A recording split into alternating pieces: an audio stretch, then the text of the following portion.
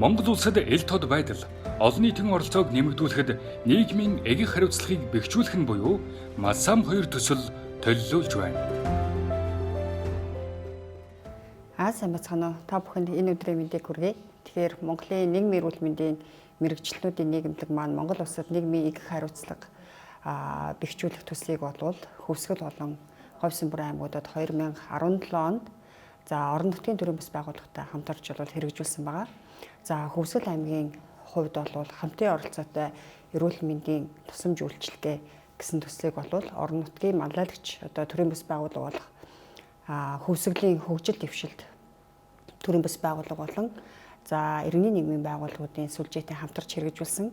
Энэхүү төслийн гол зорилго нь болохоор төр оршин суугчдыг бүртгэлжүүлэх, тэднийг эрүүл мэндийн тусламж үйлчилгээнд илүү ойртуулах, өрхийн эрүүл мэндийн төв маань эдгээр төр оршин суугчд иргэдэд үйлчилснийхаа хүрээнд болвол санхүүжилтийг нэмэгдүүлэх зорилгоор бид нар энэхүү төслийг хэрэгжүүлсэн байгаа.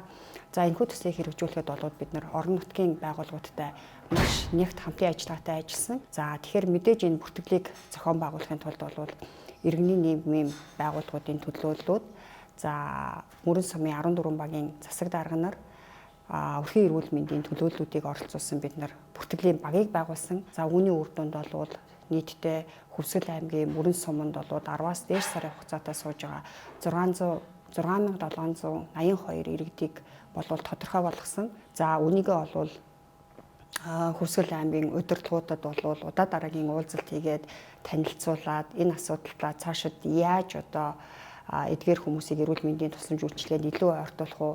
Эдгээр иргэдэд үйлчилсэн өрхийн эрүүл мэндийн төвийн санхүүжилтийг нэмэгдүүлэх ямар боломж байна, ямар гарц байна гэдэг талаар бид нар нэлээд олон удаагийн нөлөөллийн уулзалтыг хийсэн. Үүний үр дүнд аймгийн иргэдийн төлөөлөгчдийн хурлын төр оршин суугчдын талаар авах арга хэмжээ 138 тогтоол батлагдаж, өрхийн эрүүл мэндийн төв эдгээр иргэдэд үйлчилсэн санхүүжилтээ авах нөхцөл нь бүрдсэн юм аа. Говьсон бүрэн аймгийн хувьд эрүүл мэндийн тусламж үйлчилгээнд хэнийг ч орхигдуулахгүй байх нь төсийг орон нутгийн манлайлагч байгууллага онш буюу олон нийтийн оролцоод шийдэл төрийн бас байгууллагатай бид нар хамтарч ажилласан байгаа. Энэ төслийн гол асуудал нь яаж гарсан бэ гэхээр иргэдийн оролцоотойгоор эмч эмнэлгийн мэрэгжлийн ёс зүй харьцаа хандлага, эмч эмнэлгийн мэрэгжлийн ур чадвар гэсэн асуудлууд эренблэгдэж гарч ирсэн. Бид үүний хүрээнд яг эмч эмнэлгийн мэрэгжлийн ёс зүй харьцаа хандлагыг сайжруулах чиглэлээр эрүүл мэндийн яамны эмч эмнэлгийн мэрэгчлэлтний ёс зүйн хяналтын хороотой бид нягт хамтарч ажилласан байгаа. Үүнийхээ хүрээнд бид эмнэлгийн мэрэгжлийн ёс зүй харьцаа хандлага, тэдгээрийг чадваржуулах манлайлалын сургалтууд, мөн дээрээс нь эмнэлгийн эрх зүй чиглэлээр сургалтуудыг зохион байгуулсан байгаа. Тэгэхээр энэ сургалтыг бас ганцхан Говьсон бүрэн аймагт хийгээгүй, мөн бид нар давхар Хөвсгөл аймагт зохион байгуулсан байгаа. Яагаад тэгэхээр Хөвсгөл аймгийн хувьд ч гэсэн яг иргэдийн оролцоотойгоор эмч эмнэлгийн мэрэгжлийн ёс зүй харьцаа хандлага хөндөгдөж гарч ирсэн. Тийм учраас бид нар энэ үйл ажиллагаагаа хоёр аймагт хоёуланд нь зохион байгуулсан. Үүний үр дүнд эрүүл мэндийн яамны эмч эмнэлгийн мэрэгжлийн хяналтын хороо маань хоёр аймагт ажилласан туршлага дээр үндэслээд дэлхийн банктай хамтраа тэдний дэмжлэгийг авсны үндсэн дээр 21 аймаг 9 дүүргийн эмч эмнэлгийн мэрэгчлэлтний салбар хороодын дарга болон гишүүдийг чадваржуулах сургалтыг үндэсний хэмжээнд зохион байгуулсан.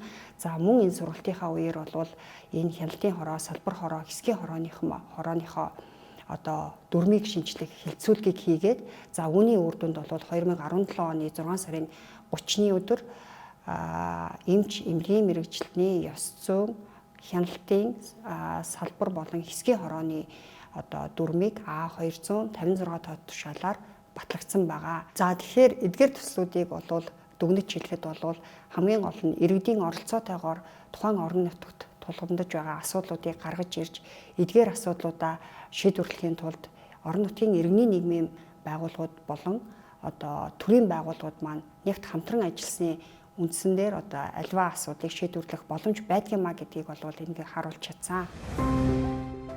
Санхүүжүүлэгчид Швейцарын хөгжлийн агентлаг, нийгмийн эгэх хариуцлагын дэлхийн түншлэл, хэрэгжүүлэгч Дэлхийн банк, хамтран хэрэгжүүлэгчид Globe International төв, Хүүхдийг эвээх сан.